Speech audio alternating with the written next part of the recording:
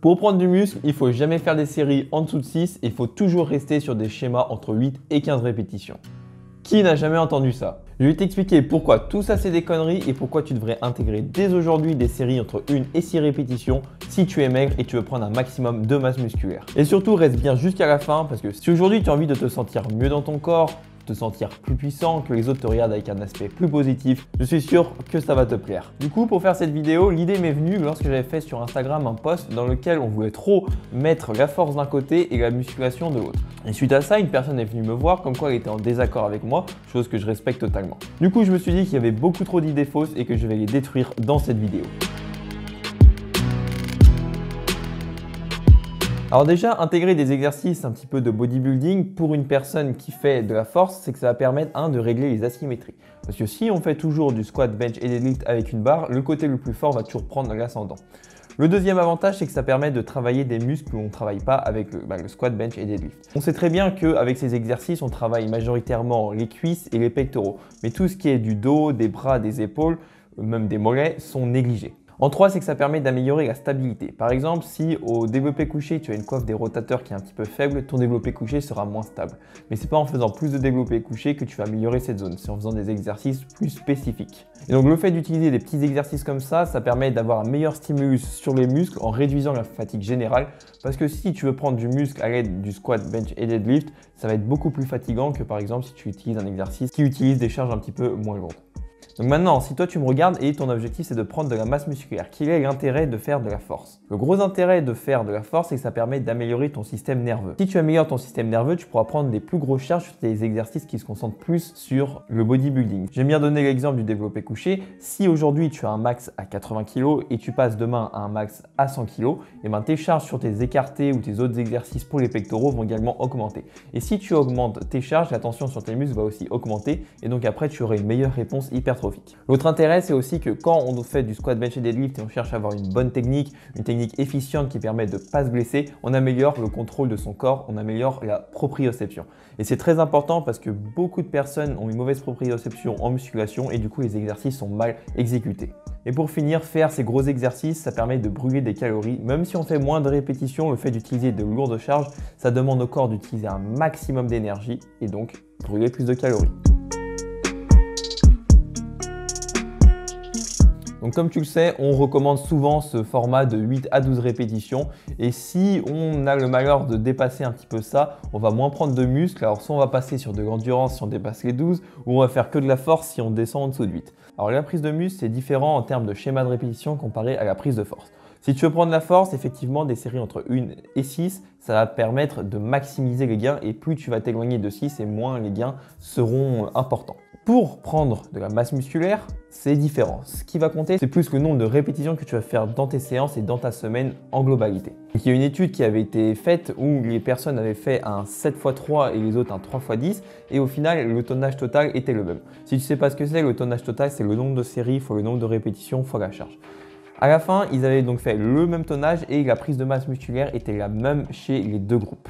En plus, le groupe qui avait fait un 7x3 avait eu plus de gains de force, donc on peut se douter que sur le long terme, ils auraient pris plus de masse musculaire parce qu'ils auraient pu prendre plus de charge sur leurs autres exercices. Après, il faut aussi être conscient que le groupe qui a fait un 7x3 a eu 2 blessés comparé au groupe qui n'avait pas fait des charges lourdes comme un 3x10. Donc il faut savoir aussi comment utiliser ces séries lourdes.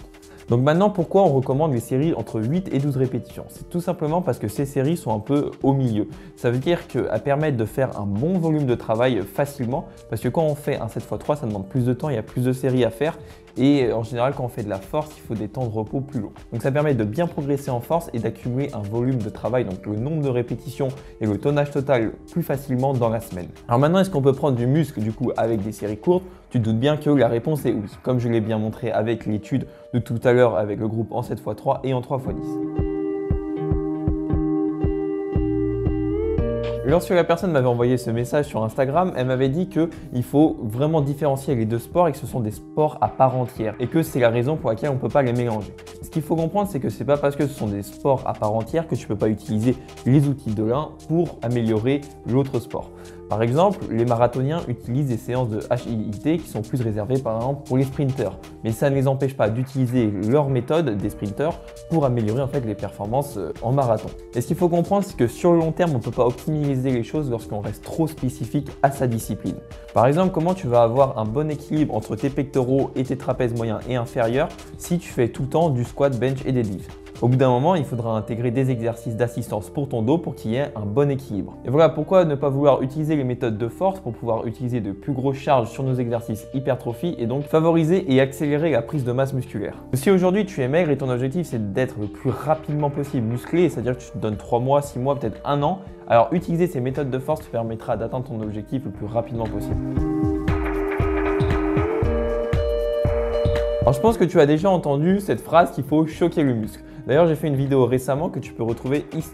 Ce qu'il faut comprendre, c'est que quand tu vas imposer un stimulus à ton corps, le retour sur investissement sera de moins en moins bon. Ce qui te donnait de très bons gains avant va moins t'en donner maintenant. Par exemple, si tu fais tout le temps du développé couché, peut-être au début tu as des super pectoraux avec. Mais au bout du temps, ton corps s'est habitué à ce stimulus et donc tu te donnes moins de gains. Et c'est pareil lorsque tu veux prendre du muscle. Si tu habitues trop ton corps à toujours faire de l'hypertrophie, par exemple avec des séries entre 8 à 12 répétitions, au bout d'un moment, le retour sur investissement sera beaucoup moins bon. Ce que tu peux faire, c'est donc un mois en force et ainsi tu pourras reprendre l'hypertrophie avec de meilleurs gains puisque ton corps ne sera plus habitué. Alors il faut savoir que certains muscles vont mieux répondre aux lourds et d'autres aux légers. Alors ça va dépendre donc des muscles et aussi de ta génétique. Par exemple, chez une personne, les pectoraux vont très bien répondre à des séries entre 6 à 10 répétitions et chez d'autres, ça va plus être des séries entre 12 et 15 répétitions. Donc ça, c'est vraiment individuel et c'est à toi de savoir. D'ailleurs, tu peux vérifier très facilement que certains muscles sont plus adaptés à du lourd. Par exemple, lorsque tu vas marcher, tu vas plus sentir tes ischios. Mais dès que tu vas faire une pente, tu verras que ce sont tes fessiers qui vont plus entrer en jeu. Et ça peut se confirmer par exemple chez les powerlifters qui ont souvent de gros fessiers parce qu'ils font beaucoup de squats et deadlift en lourd. Et tu as certains muscles comme les deltoïdes latérales qui seront généralement plus adaptés pour les séries longues. Donc à toi de voir ce qui fonctionne pour toi. Donc ça peut très bien être des séries entre 1 et 8 répétitions ou des séries plus longues. Alors dans tous les jeux vidéo, il y a un principe qui active notre système dopaminergique qui nous force en fait à vouloir toujours plus. C'est ce qu'on appelle le principe de la gamification. Lorsqu'on a cette mentalité un petit peu de force, de toujours vouloir augmenter ses performances pour prendre du muscle également, et ben ça rend en fait les choses plus fun. On a en fait un objectif et on veut toujours faire plus, ce qui motive à aller à l'entraînement. Et lorsqu'on fait par exemple des méthodes un petit peu trop sur la contraction volontaire, sur la sensation du muscle et on s'en fout un petit peu de la charge, ben ça peut rendre les choses un petit peu frustrantes parce que on n'a pas l'impression de forcer et deux, on se concentre pas sur l'augmentation de la charge. Donc on a l'impression de un petit peu rester au même endroit à chaque séance. Et puis faire du squat, bench et deadlift, c'est vraiment amusant parce que qui n'a jamais rêvé de battre son record sur son deadlift? Personnellement, moi, ça m'est jamais arrivé sur un curl. Lorsque je parle de faire de la force, c'est pas forcément de faire des cycles où on reste exclusivement dessus pendant 1, 2, 3 mois, voire plus. Alors moi, ce que je recommande, c'est de toute l'année faire au moins des séries entre 1 et 6 répétitions sur ton squat, bench et deadlift. Parce que dans la manière où je fonctionne, je fais un jour qui est un petit peu plus orienté force, où on est sur des répétitions un petit peu plus courtes. Pour le squat, bench et deadlift, ça va être entre 1 et 6 répétitions et les autres exercices plus entre 8 à 12 répétitions. Et un deuxième jour où on est un petit peu plus léger, où sur le squat, bench et deadlift, on sera plus sur du 5 à 10 répétitions et sur les autres exercices entre 10 et 20 répétitions. D'ailleurs, si tu ne le savais pas, le moment où j'ai pris le plus de muscle, c'est quand j'ai fait un programme de force et pas quand j'essayais de prendre en fait de la masse musculaire sur des programmes plus axés hypertrophie. Le problème, c'est qu'on veut beaucoup trop différencier l'autre alors qu'on a beaucoup à apprendre de chaque domaine pour optimiser les choses.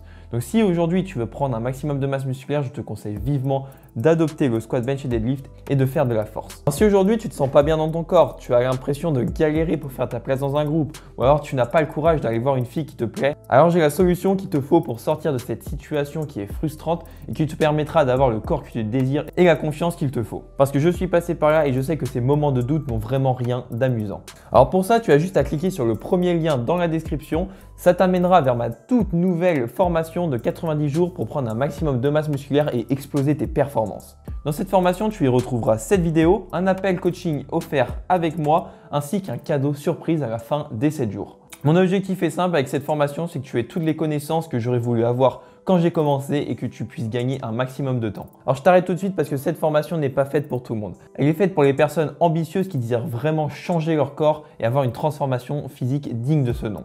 Si tu es dans ce cas, alors je peux te garantir des résultats concrets au bout des 3 mois. Du coup, moi je te dis à tout à l'heure dans la formation.